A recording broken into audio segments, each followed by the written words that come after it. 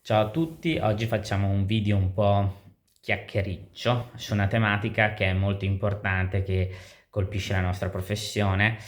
Molto spesso vi capiterà anche sui social di vedere magari degli articoli condivisi da colleghi o comunque da strutture veterinarie in cui fondamentalmente è uscito uno studio inglese e mi pare anche americano in cui si associa un aumento del tasso di suicidi nella professione del medico veterinario. Chiaramente in questo studio si fanno alcune ipotesi sul perché c'è un aumento nella nostra categoria, e in questo video vediamo un attimo quali sono le conclusioni che sono arrivate in questo articolo, e poi ovviamente dico anche la mia, essendo ovviamente diretto all'interno della categoria dei medici veterinari, e quindi magari alcune situazioni le posso chiaramente conoscere, e ovviamente cercherò anche di spiegare ai proprietari quello che può essere d'aiuto per aiutare chiaramente i colleghi che fondamentalmente possono essere in difficoltà e che chiaramente non ve lo diranno mai, perché chiaramente nessuno magari spesso parla di alcune tematiche. Tralasciando chiaramente tutto il discorso per cui uno magari arriva a fare un atto come il suicidio perché magari ha altre problematiche, cioè magari problemi personali, affettivi. Parliamo di quello che succede fondamentalmente nella categoria. Chiaramente nell'articolo si dice fondamentalmente che il medico veterinario ha più accesso a un determinato tipologia di farmaci, e quindi è più propenso in momenti di difficoltà a utilizzare questi farmaci, e quindi questo aumenterebbe, diciamo, il tasso di suicidio rispetto ad altre categorie. E questo è vero, perché effettivamente noi abbiamo dei farmaci che fondamentalmente utilizziamo per esempio per le eutanasie dei gatti o per le anestesie degli animali, e quindi chiaramente abbiamo l'accesso più facilitato a dei farmaci che possono chiaramente provocare la morte del soggetto e di noi stessi. L'altra cosa che fondamentalmente dicevano in questo articolo è che fondamentalmente il rapporto con la morte, essendo che il medico veterinario esegue fondamentalmente le eutanasie, è molto stretto, e quindi questa cosa fondamentalmente può generare a livello psicologico una problematica, soprattutto quando la persona chiaramente è sotto stress o ha altre problematiche. Effettivamente questo, diciamo,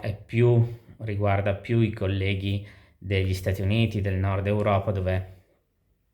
l'eutanasia viene effettuata con una, tra virgolette, facilità rispetto a quello che avviene per esempio nel sud Europa, in Italia, per esempio, nel senso che nei paesi come l'Inghilterra, come il nord Europa, come gli Stati Uniti, l'eutanasia è proprio un'opzione, tra virgolette, terapeutica, mentre da noi viene, per eseguire un'eutanasia ci sono determinati step che sono necessari che il proprietario faccia, e quindi fondamentalmente siamo un po' più legati a effettuare un'eutanasia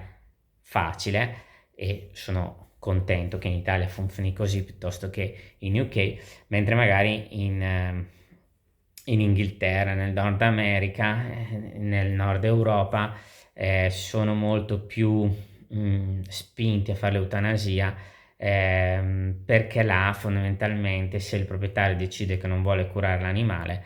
e l'animale potenzialmente potrebbe soffrire, viene effettuata l'eutanasia con una certa facilità, e questo chiaramente porterebbe i colleghi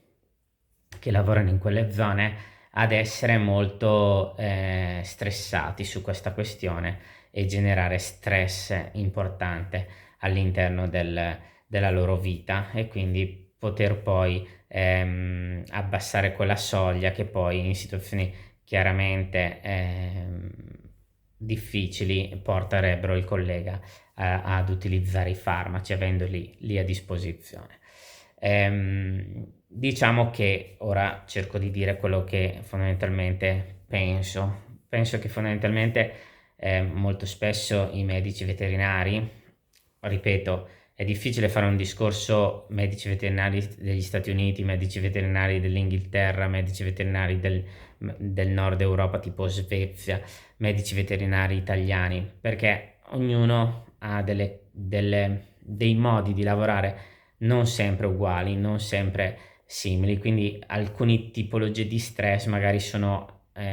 più elevati in alcuni paesi e meno in altri, e magari in altri invece ci sono altre problematiche rispetto magari ad altri paesi. Per esempio,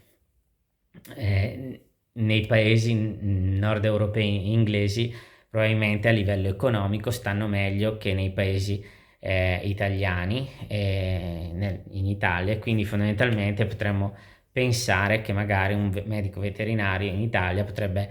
arrivare a pensare al suicidio per un discorso economico rispetto magari a un discorso che non avviene magari in Inghilterra. Al contrario, in Italia, non essendoci questo tipo di approccio all'eutanasia, potrebbe essere che è meno stressante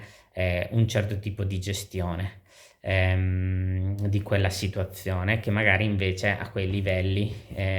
in quei paesi può essere invece molto stressante. Altra cosa, fondamentalmente la gestione del caso clinico e del paziente, che può essere differente in base a dove lavori. Per esempio,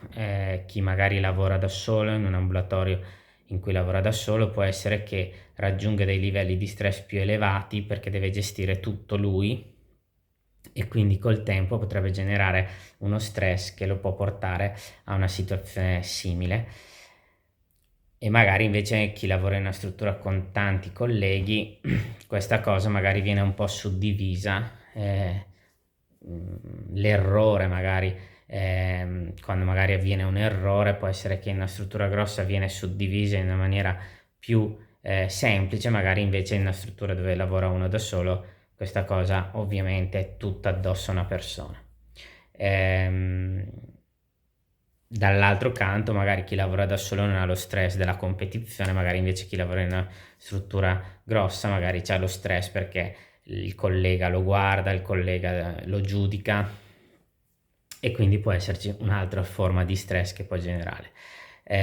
Poi ovviamente anche qui dipende molto dal rapporto che si ha con i proprietari, magari in strutture dove si instaura un rapporto col proprietario, come per esempio avviene magari negli ambulatori, dove magari col proprietario si instaura un rapporto un po' più fidelizzato, magari lo stesso errore, la stessa incomprensione viene gestita magari in maniera più soft, dove magari invece in un pronto soccorso dove arriva magari il cane mezzo morto, dove bisogna fare i preventivi, bisogna fare tutte queste cose burocratiche, quindi il proprietario si arrabbia, ci sono magari delle tensioni, e questo chiaramente poi il medico veterinario ne accusa. Chiaramente non pensate che sono dei robot, e quindi tutte le volte che c'è discussioni, litigi, incomprensioni, chiaramente questo genera stress a livello lavorativo, che chiaramente una persona magari debole, una persona che magari ha delle problematiche, può poi portare a un gesto che ovviamente magari in altra situazione non si creerebbe. Quindi fondamentalmente concludo questo video dicendo che le cose su cui noi possiamo lavorare su questa tematica è fondamentalmente quello di noi come diciamo medici veterinari imparare a pensare che non siamo Dio, non siamo infallibili, e trasmettere questa cosa chiaramente ai proprietari, che devono essere ben consapevoli che noi non siamo Dio e non siamo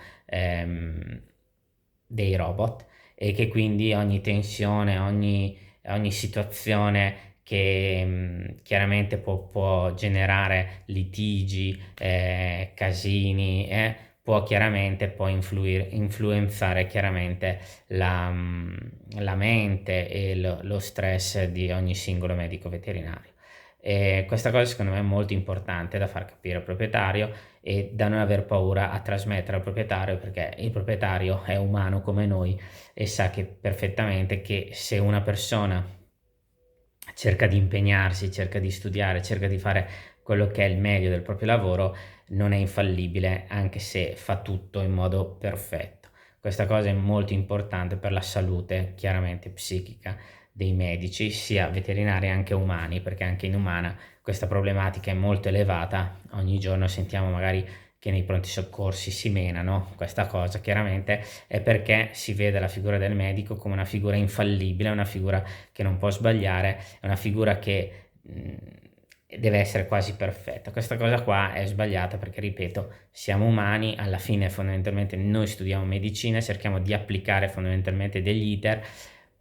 e fondamentalmente poi la difficoltà molto spesso sta nel capire in poco tempo che cos'è l'animale e cercare di aiutarlo e di salvarlo. E non sempre è facile, anche perché, ripeto, molto spesso la maggior parte dei colleghi tendenzialmente lavora comunque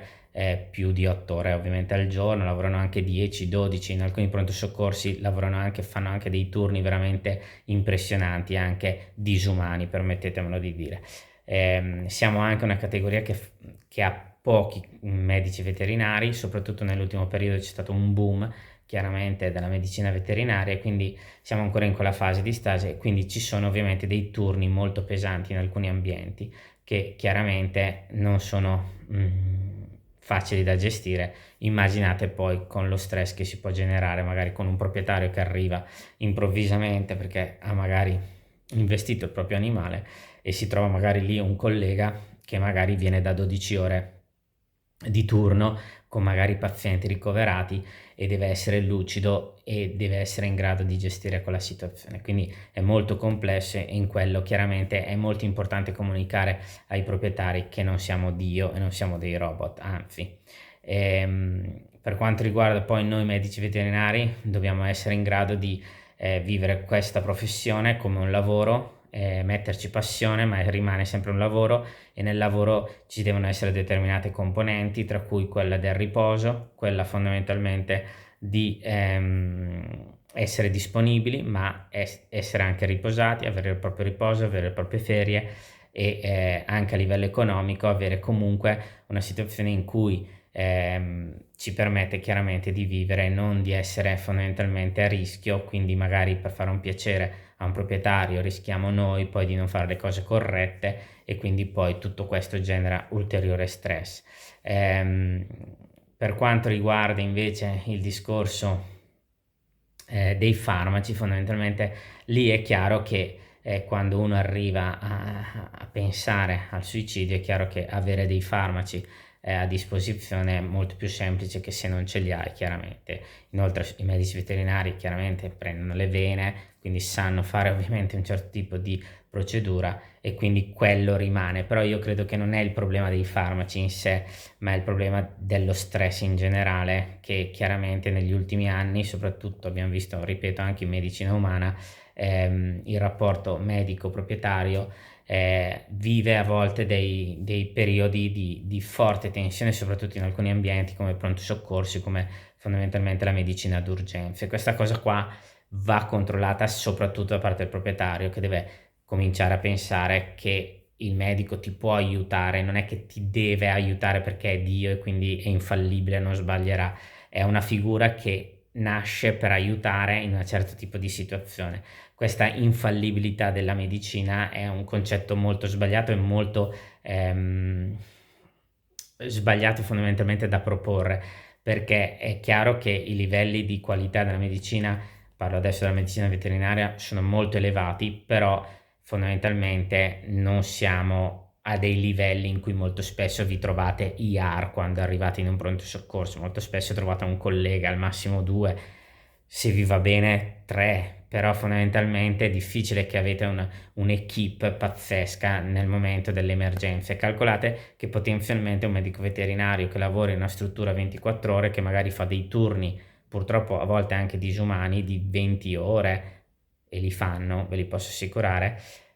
magari appena finito una mega emergenza voi arrivate lì con un'altra emergenza, e quindi questa cosa qua è molto da capire, che non possono essere infallibili, e non possiamo essere infallibili. Quindi purtroppo l'errore può esserci, e l'errore chiaramente non deve essere causato dalla troppa fretta, dal fatto che il proprietario mette un certo tipo di pressione, ma tutto deve essere gestito in modo che l'errore sia minimo, ma la qualità della vita del medico sia comunque buona, soprattutto la qualità della psiche, altrimenti chiaramente poi ne va ovviamente della propria chiaramente del proprio salute, sia mentale che chiaramente salute anche fisica, perché poi possono poi avere dei grossi problemi a causa dello stress. Purtroppo alcuni colleghi anche in Italia non si sa esattamente il motivo chiaramente, perché ripeto, non è che uno si suicida solo per il lavoro, ci mancherebbe, però purtroppo anche in Italia sono segnalati suicidi nella nostra categoria e quindi è molto importante fare questo video, soprattutto sottolineare ai proprietari